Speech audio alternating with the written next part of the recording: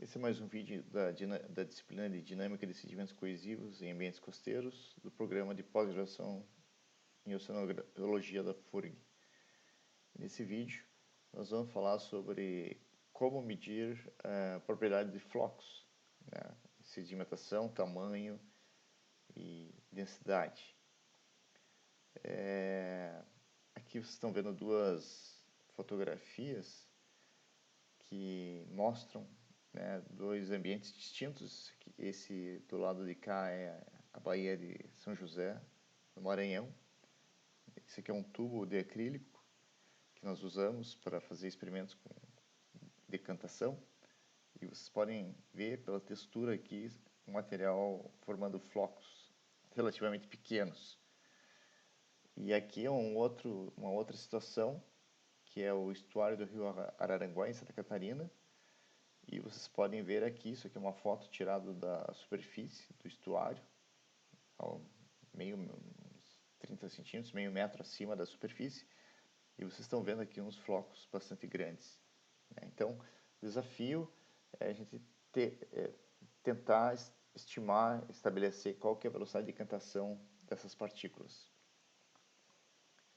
Bom, o grande desafio em quantificar e dimensionar flocos é que o primeiro ponto é que eles são frágeis, né? Então, eles são formados, são agregados por ligações relativamente fracas e turbulência, eles são quebrados pela turbulência. Então, o fato de você agitar a água, você vai quebrar os flocos, né? Então, isso é um problema. Então, você tem que fazer técnicas que permitam medir sem danificar os flocos. O outro problema é que não há como preservá-los, né? Se você coletar uma amostra e deixá-la em repouso, isso vai descaracterizar o ambiente e o material vai mudar suas características, os flocos vão mudar de tamanho, né? E normalmente o que a gente observa, o material vai para o fundo e vai formar um grande floco único, né? E esse é o problema 3, né? Os flocos estão continuamente mudando de tamanho. Então, quando você quer medir o floco, você quer associar aquele tamanho àquelas condições em que você mediu, né? Então, não adianta você medir, coletar a amostra e fazer uma análise posterior, que você vai estar medindo coisas diferentes. Como, por exemplo, temperatura. Você não pode coletar uma amostra de água e levar para o laboratório para medir a temperatura. Você tem que medir a temperatura no local. E essa outra é a propriedade, né? Quer dizer, os flocos, o tamanho dos flocos, né, dependem de como está o fluxo, né? Se as correntes são mais intensas, são mais fracas, isso vai mudar o tamanho dos flocos, né? Então, você quer fazer uma amostragem das características desse material associado com as condições ambientais em que ele se encontra. Então, esse é um problema bastante grande. E isso tudo leva a que não dá para fazer medições posteriores. Você tem que fazer ou a medição no local ou a medição in situ, né? Você colocar um equipamento que possa medir no próprio no ambiente, né, o tamanho do floco, ou no local que você for. Você pode colocar uma amostra d'água e fazer o mais rapidamente as medições. Ou uma alternativa é tentar simular as condições ambientais em laboratório e fazer isso em laboratório. Bom, flocos, a única possibilidade de você caracterizar eles é através de métodos ópticos. E ou nós podemos fazer imageamento, né, de alguma forma, com câmeras digitais, ou até mesmo microscópios, visualização, ou ainda há técnicas lasers, né? Quer dizer, de tecnologia similar aos equipamentos que medem tamanho de grão laser em laboratório. Também tem um equipamento que é produzido por uma empresa dos Estados Unidos chamada Sequoia, que é o LIST, que não lembro o que é o acrônimo, né, mas alguma coisa como Laser In Situ Scattering, alguma coisa. E esse equipamento permite que você coloque um equipamento daqueles, um granulômetro, dentro da água e possa fazer medições in situ, né? Só que é um equipamento bastante caro. Até a última cotação que eu soube dele custava da ordem de 45 a 50 mil dólares.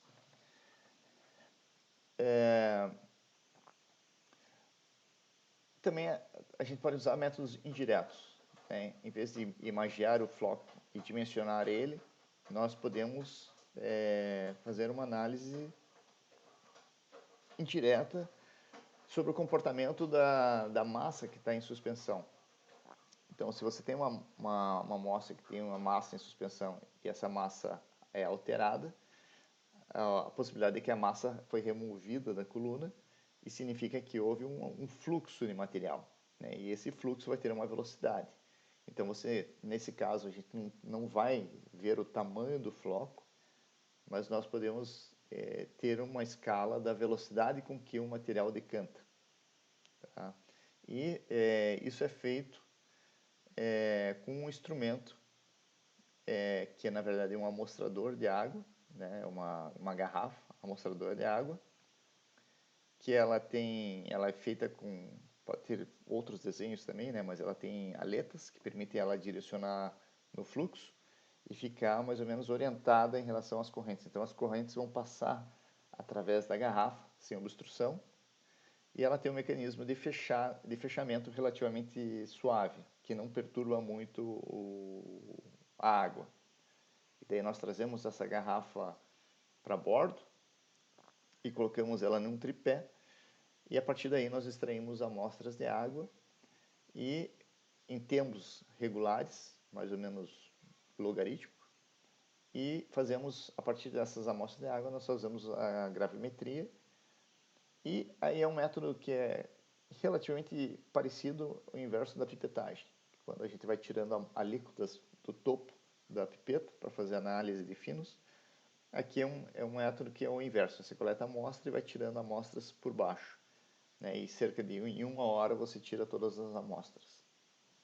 E também esse mesmo método ele é utilizado em laboratório. Então aqui vocês estão vendo uma torre aqui, um tubo de decantação, né, que tem quase cerca de 2 metros. Esse aqui tem um metro de comprimento. Esse aqui é uma torre que tem quase 2 metros, que tem várias válvulas para retirar de material lateral, que é um instrumento para usar em laboratório, né, para fazer experimentos, ensaios controlados em condições laboratoriais. No caso, esse aqui é do LENEC, em Portugal. Aqui é um exemplo de uma tabela de análise com o tubo de olho, né? Então você pega as amostras, são 6 amostras, 1, 2, 3, 4, 5, 6, 7, 9 amostras, e essas amostras você mantém elas, você está no campo, né? Você mantém elas resfriadas, e depois em laboratório você faz a análise gravimétrica, né? Filtrar ela em filtro seco, depois pesa de novo. Então, a diferença de massa pelo volume, você vai ter então a concentração. E nessa tabela, esse aqui geralmente são os tempos utilizados. Podem variar, mas normalmente se usa esses, né? Logo após que fechou a garrafa. Então, você fecha a garrafa, espera 3 minutos, tira a primeira alíquota, depois 6 minutos, 10 minutos, 15 minutos, assim por diante, até 1 hora. Depois, a 1 hora, se tira a última alíquota, que é o material que não decantou no período de 1 hora. Através da análise de gravimétrica, você vai ter a concentração de cada alíquota que você tirou e fazendo aqui, colocando esses cálculos, que não vou explicitar aqui esses cálculos, a gente chega aqui em valores de decantação para cada alíquota, e o somatório dessa velocidade de sedimentação, decantação das frações, o somatório delas vai dar uma quantidade que nós chamamos de velocidade de sedimentação 50, VS50, que seria qual que é a taxa de velocidade média, ou a mediana das partículas que estão nessa amostra. E o resultado aqui dá em centímetros por segundo. Então, por exemplo, essa amostra em particular aqui tem uma velocidade de decantação de 0,06 centímetros por segundo, né? Que é um valor gira em torno disso, 0,1, 0,01, em torno disso aí que gira a velocidade de cantação de flocos. Bom, eu vou mostrar aqui uma experiência que nós tivemos mais para caracterizar tamanho e propriedades de flocos, que foi um caso bastante interessante que nós observamos um fenômeno, depois estudamos, que foi no estuário do Rio Araranguá. Então, isso foi um projeto do CNPq, e esses resultados são apresentados na dissertação de mestrado da Mariana Afonso Abade Colseiro, que ela fez um mestrado na URGS, na Geociências da URGS, e também ela publicou o trabalho dela na revista Geociências da Unesp. Então, está disponível para vocês para pegarem. Então, nesse trabalho da Mariana, eu estou aproveitando aqui uma apresentação que eu tinha já em inglês, então algumas coisas estão em inglês, mas começou quando a gente foi fazer um experimento exploratório, para fazer uma primeira medições de salinidade, temperatura e turbidez no estuário do Araranguá, em 2006. E esse experimento, por um acaso, ele ocorreu depois de um pico de descarga fluvial. Alguns dias antes tinha chovido muito, e quando nós chegamos lá, nós pegamos essa situação de pós-pico de descarga. E durante o levantamento, ao longo do estuário, que nós fomos medindo salinidade, temperatura, turbidez, com CTD, à medida que nós fomos chegando mais para montante, nós começamos a observar nuvens de material que nós não sabíamos muito o que era, mas eram assim, tipo, a coloração da água era clara, era relativamente transparente, e tinha esse material formando umas nuvens dentro da água. E quando nós paramos para observar, nós observamos que eram os flocos, aquele que eu mostrei no início do vídeo. Então, é esse material aqui que a gente via quando estava navegando no estuário. Bom, só para localizar vocês,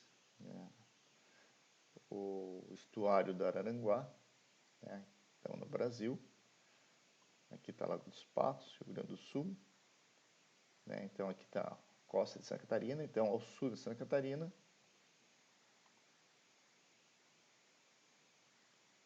tem aqui o estuário do Rio Araranguá.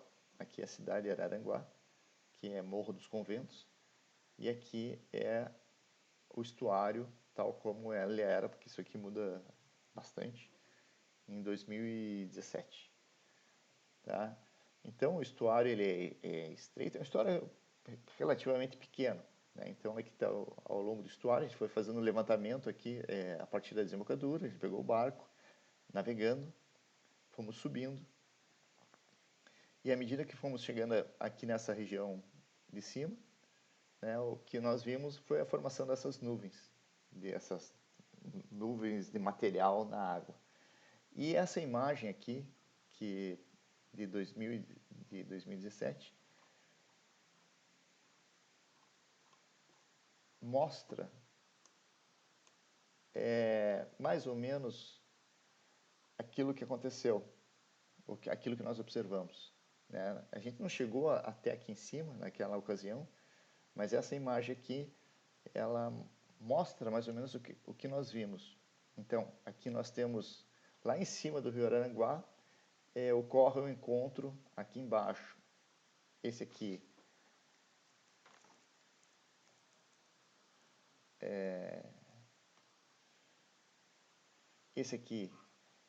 é o rio Itupavas. Deixa eu mudar de cor que tá. E esse aqui é o rio Mãe Luzia. E eles têm mais ou menos drenagens do mesmo tamanho, eles têm mais dimensões similares. E aqui eles se encontram, e vocês estão percebendo aqui que a cor da água é diferente, bem distinta. E se vocês prestarem atenção, tem aqui esse material meio alaranjado, mais avermelhado. E agora como que eu saio daqui? Vou voltar para o Google. Tem que pegar certinho isso. Ops, agora deixa eu apagar isso aqui. Não precisa mais. Então, os dois rios se encontram.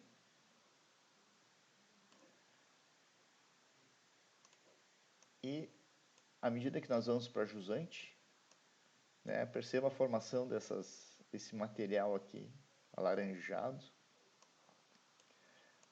Não é muito claro aqui, mas à medida que vamos para baixo, esse material está sendo segregado da água. E ainda sobrou aqui uma seta. Vou apagar a seta. E aqui vocês estão vendo aqui essas nuvens que nós vimos naquela ocasião. Aqui chegando em Araranguá. Aqui está bem claro as nuvens. Então vocês podem ver que a transparência da água está aumentando aqui, né? E você está formando essas nuvens. Então isso chamou muita atenção da gente. E daí nós resolvemos investigar o que estava acontecendo aqui. Tá? Então, isso aqui vai para baixo, mas eu não sei até onde que vai essa imagem aqui, ó, mas nessa ocasião, lá na desembocadura do estuário, a água estava extremamente limpa. E esse material só era observado a montante. Né? Então, estava sugerindo que esse material que estava se encontrando desses dois rios,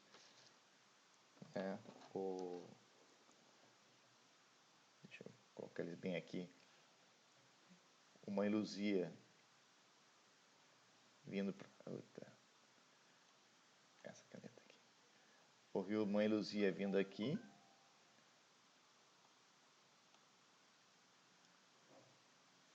E o rio Itupavas chegando aqui. E aqui eles se misturando. E daqui para baixo até o mar é o estuário do Araranguá.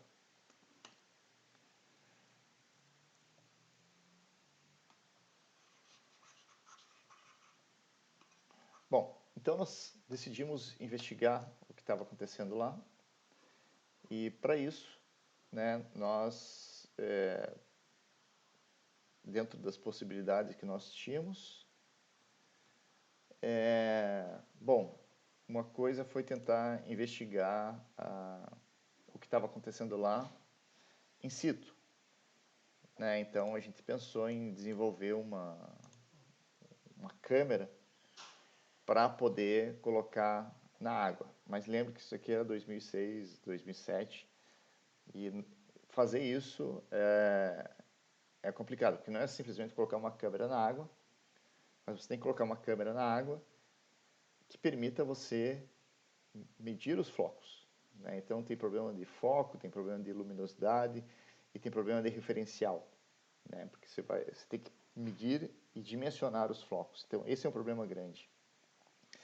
Então os nossos recursos eram limitados e também outro problema que nós dependíamos da sorte de observar um evento como esse novamente, para poder fazer as imagens. E aqui não vamos entrar no detalhe da dinâmica local, mas o sistema do rio Araranguá ele funciona como pulsos. Né? Então você pode ficar durante muitos dias, semanas, até meses sem ocorrer um pulso de descarga, assim como pode ocorrer um pulso de descarga a cada 3 dias. Então, e como era longe, né, de Itajaí, então essa possibilidade de ter que investigar um evento seria muito complicado. Então o que nós decidimos fazer foi tentar reproduzir as condições ambientais em laboratório.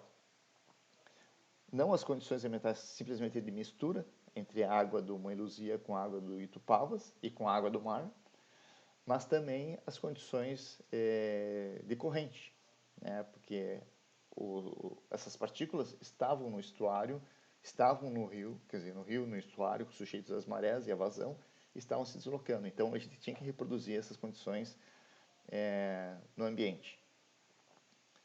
Bom, voltando um pouco, né, para já antecipar o que realmente estava causando aqui, o que a gente também começou a considerar quando a gente viu o fenômeno, a gente começou a associar o que pode ter lá que pode estar causando esse fenômeno. E essa região aqui, que vocês estão vendo nessa imagem, essa aqui em vermelho é a bacia hidrográfica, são os principais rios da bacia hidrográfica do rio Mãe Luzia, e o rio Luzia, propriamente dito, é esse aqui. E aqui tem um outro riozinho, que eu não me recordo o nome, que atravessa essa região aqui, e cada marquinha dessa aqui é aonde tem atividade de mineração de carvão, mineração ou processamento de carvão, tá? Então, o que acontece? Quando você tem processamento de carvão, você tem um problema, há um problema ambiental que é a acidificação da água. O rio Itupavas, ele não tem nenhuma atividade de mineração de carvão, né? Talvez tenha outras, de areia, possivelmente.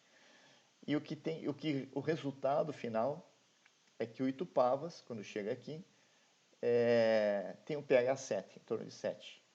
É o que um pH de água doce. E também é interessante notar que toda essa região aqui é uma atividade que é um dos maiores produtores de arroz, né? É uma produção intensiva de arroz nessa região aqui, que é uma atividade que produz muito sedimento, que disponibiliza muito sedimento para os cursos d'água. E aqui no Mãe Luzia, o pH tem as atividades aqui são similares às agrícolas, além que tem a atividade de carvão, e uma consequência disso é que o pH da água aqui do Mãe Luzia, quando ele se encontra com o Itupavas, é menor do que 4. Tá? Então, é um pH bem ácido. Então, da química, né, o que acontece aqui é que você tem a extração do carvão e você tem também a exposição de pirita. Né, e a pirita, quando ela oxida, né, ela mais com água, isso libera ferro dissolvido e forma ácido sulfúrico. Tá? Então, o processo de extração do carvão induz a redução do pH, a acidificação da água. E também disponibiliza uma grande quantidade de ferro, que vocês podem ver aqui isso aqui é uma imagem do Google também, de uma área de mineração de carvão. Né? Vocês estão vendo aqui toda essa área aqui, é a área de carvão que fica exposta, e quando chove, a água lava esse material, e vocês estão vendo a coloração aqui desse riozinho aqui, ele é alaranjado. Né? Então isso se deve principalmente à presença do ferro, a grande quantidade de ferro que tem dissolvido na água, porque com pH baixo o ferro fica dissolvido. Bom, então o que nós fizemos? Para estudar o processo aqui, nós construímos um tanque anular. Né? É uma das ferramentas que existem para a gente fazer experimentos em laboratórios que tentem reproduzir condições ambientais de correntes, usando um tanque anular. Existem outras técnicas, o tanque anular é uma delas. Então, é um tanque de acrílico, que grosseiramente ele tem cerca de 1 metro de diâmetro, o diâmetro externo. O canal aqui do tanque tem 15 centímetros e a profundidade tem 35 centímetros. E quando a gente coloca água nele, ele fica com cerca de 100 litros. E tem um motor aqui dentro, no meio dele aqui tem um motor, que é um motor com um redutor e tem um controle que permite a gente controlar a velocidade com que esse carrossel aqui gira. E nesse carrossel tem umas pazinhas, né? E com as pazinhas ele transfere momento para o fluido a viscosidade, né? Lembra da viscosidade? Transfere o momento e você cria uma corrente aqui dentro, né? Com velocidade controlada. Tem um sensor de velocidade, então nós podemos medir a velocidade com que está o fluxo lá dentro, que é extremamente importante. E tem sensores que medem a turbidez da água, sensores ópticos, que são calibrados para fornecer a concentração em miligramas por litro de sedimentos. Então, esse é o tanque que simula o escoamento no ambiente. E uma outra ferramenta que nós usamos, que eu vou mostrar aqui já, foi essa câmara de decantação. Né? Então, o que é isso aqui? Basicamente é um recipiente com água, aqui no caso tem uma parede chata aqui. Isso aqui é uma lupa digital que aumenta até 200 vezes e conectado a um computador que registra o filme. Então nós pegamos a amostra do tanque que nós estamos fazendo o experimento, colocamos a amostra aqui em cima e registramos. E durante o período de registro nós vemos o floco. Né? Então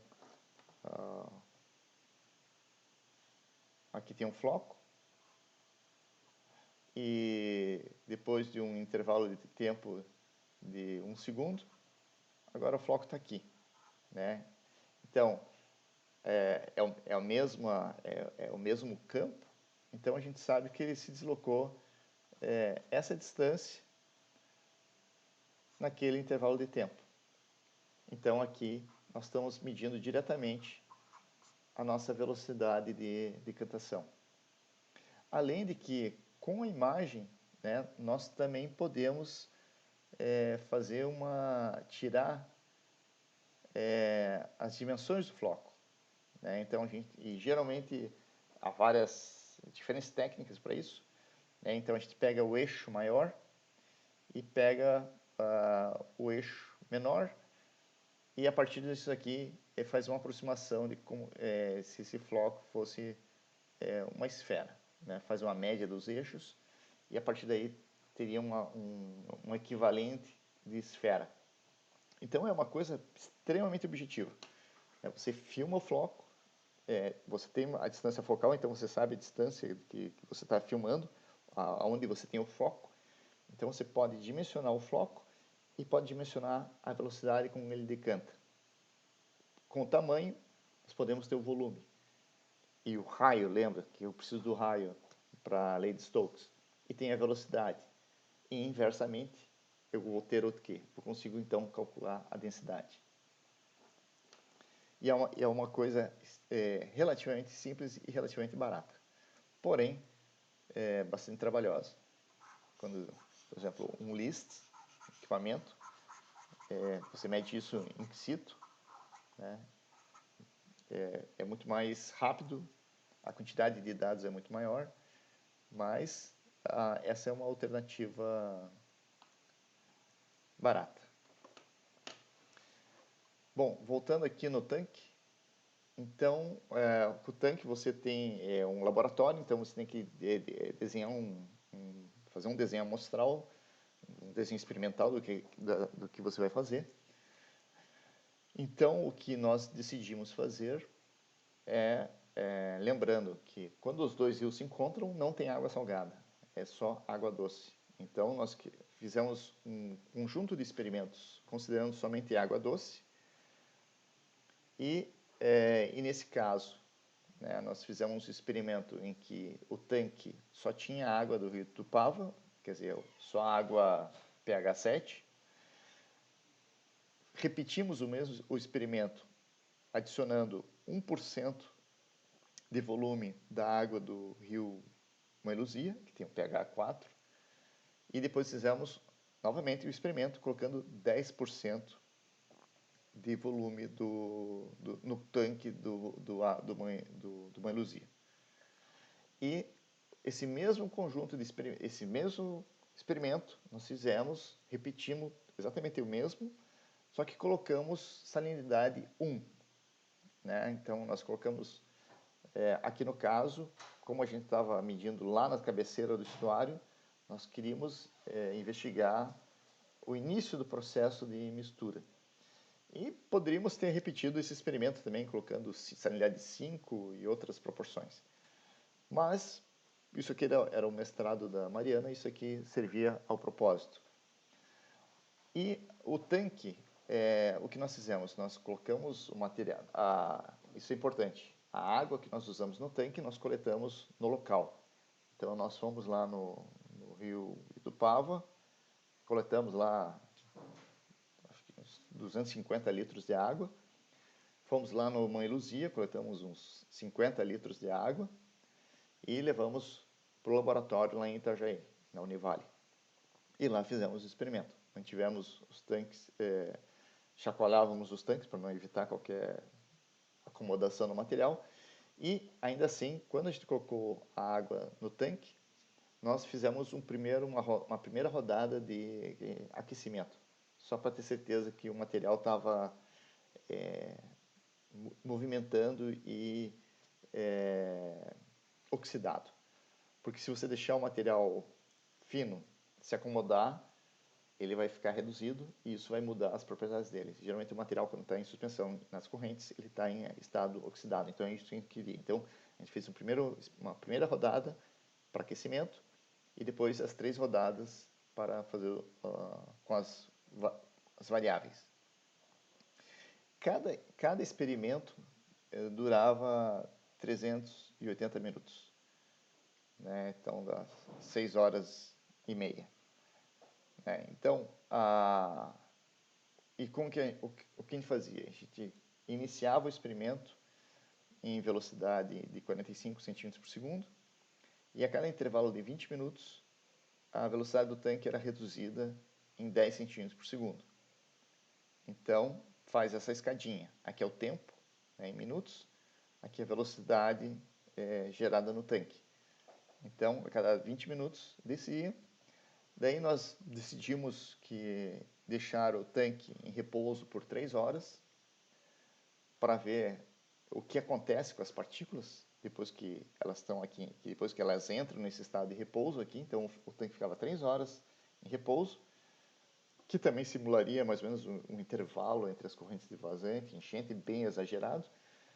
E depois começava a fase de aceleração, né, que reproduzia a fase de desaceleração.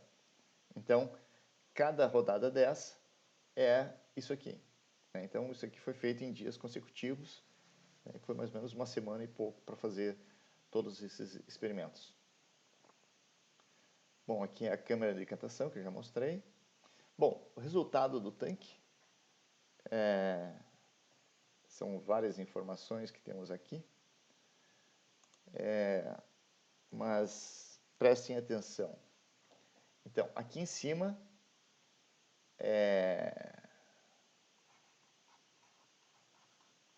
água doce, tá?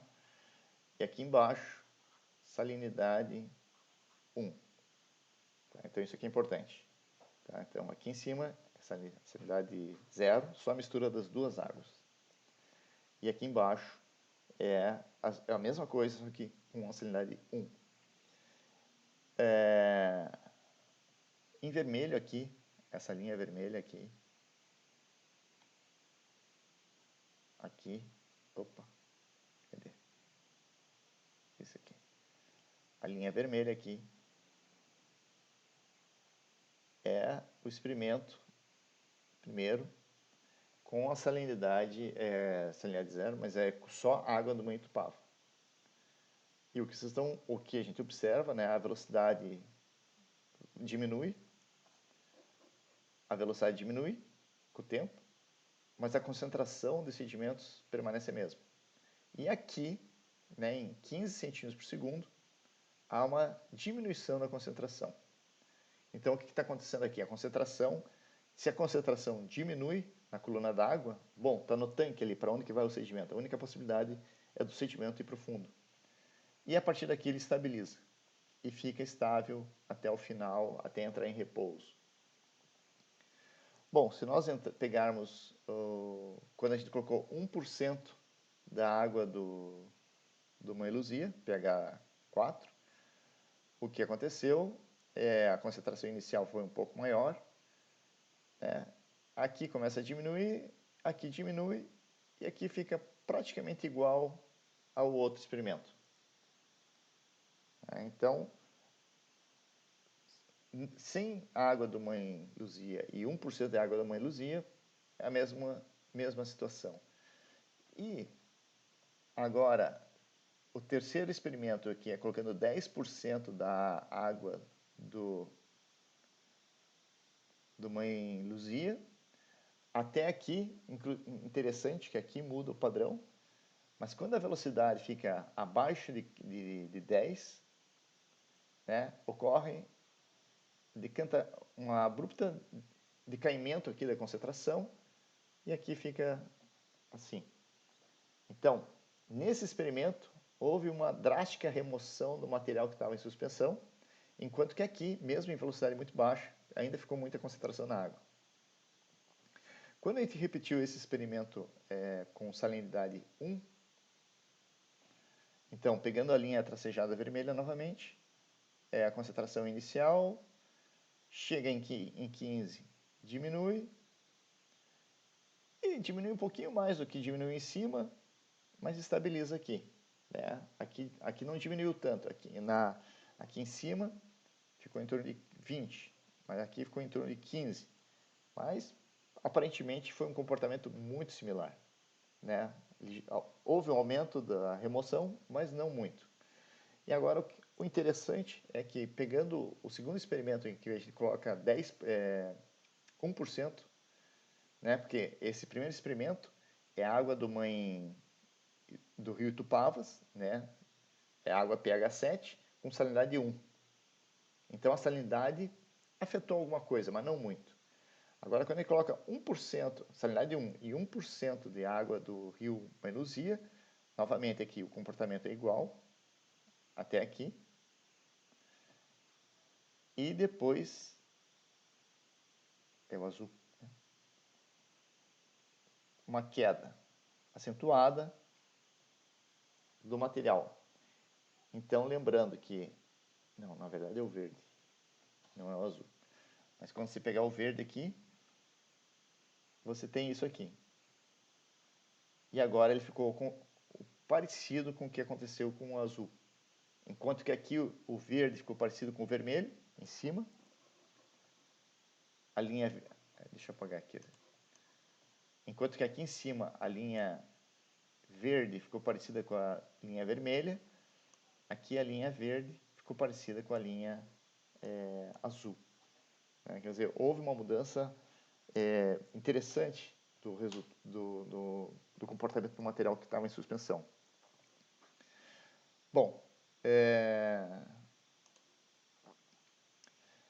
deixa eu apagar. Opa, complicado aqui escrever isso aqui. Bom, só para adiantar aqui, então, vamos adiantando. Da câmara de decantação, né? Dessa câmara de decantação, os resultados são esses aqui. A quantidade de flocos observados que a Mariana fez, eu acho que é em torno de uns 350 a 400 flocos individuais. Tá? Então é um trabalho bastante exaustivo. E aqui ela colocou, a gente fez uma distinção parcimoniosa, que nós distinguimos microflocos, qualquer floco menor que 125 micrômetros, e macroflocos, qualquer coisa maior que 125 micrômetros. Então, microflocos menores, mais resistentes à turbulência, macroflocos maiores, mais frágeis à turbulência. E aqui mostra que nos experimentos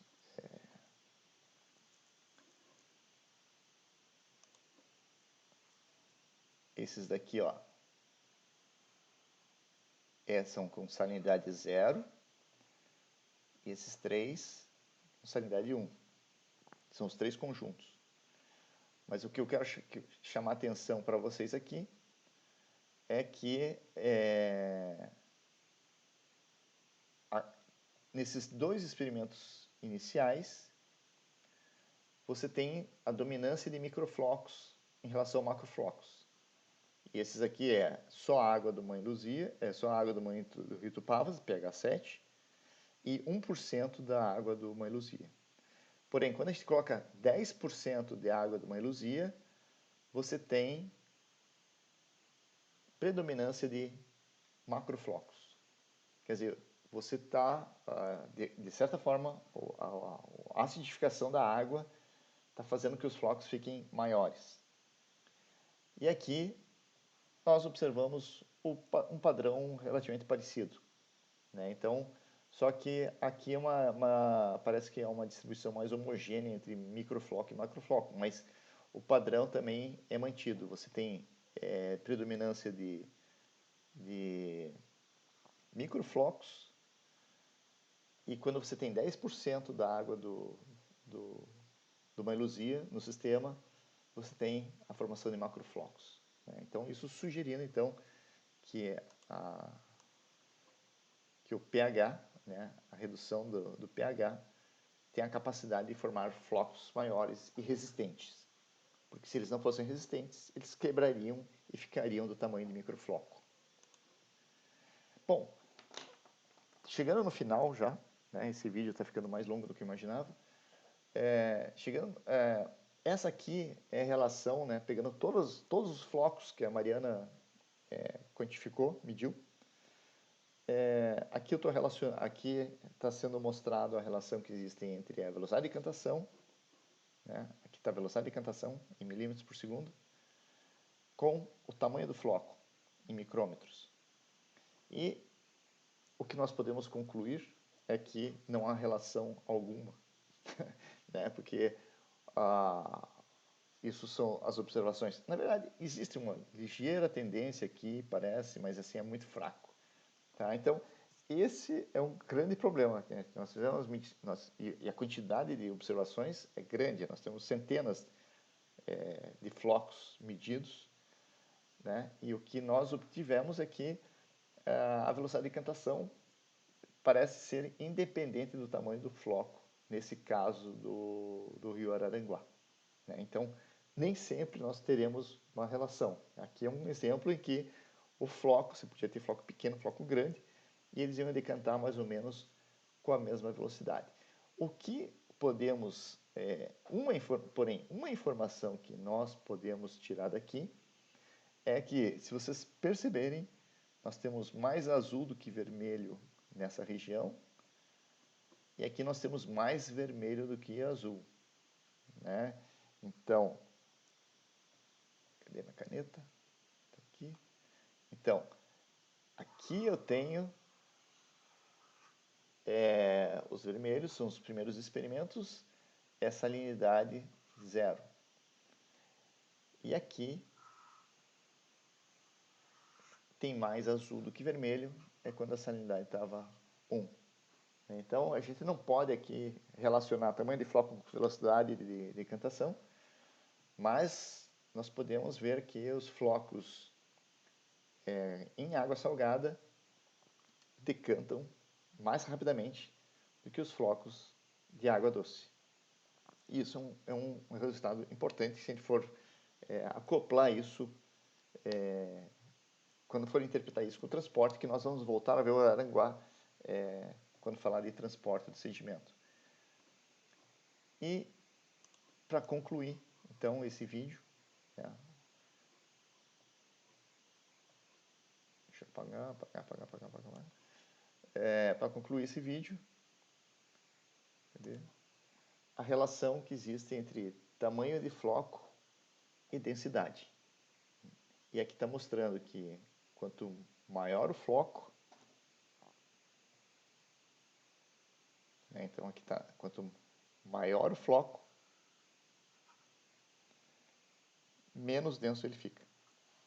E é isso que foi falado já, né, que quando um floco aumenta, aumenta muito mais a quantidade de água capturada entre as partículas dos organismos minerais e matéria orgânica, se houver, né? E como consequência, o aumento do floco está associado com a diminuição da densidade. Tá? Então, e também aqui, tal qual a gente viu antes, dá para ver que existe a nuvem de azuis, está mais aqui, e a nuvem de vermelhos está mais aqui, né? Então, os experimentos com água salgada produzem flocos com maior densidade, e os experimentos com água doce produzem flocos com menor densidade, né? Então, e tudo isso obtido em experimentos de laboratório, né? Isso aqui não foi feito no campo. E aí a gente tem que ponderar sobre até que ponto é válido nessas observações que a gente for aplicar. Mas já são informações importantes que ajudam a gente a interpretar a dinâmica do transporte de sedimentos no estuário da Araranguá. Então, apagando aqui tudo, tem que descobrir como que apaga automático isso aqui. Esse aqui é o conteúdo desse vídeo e que ficou com 45 minutos. Então, é isso.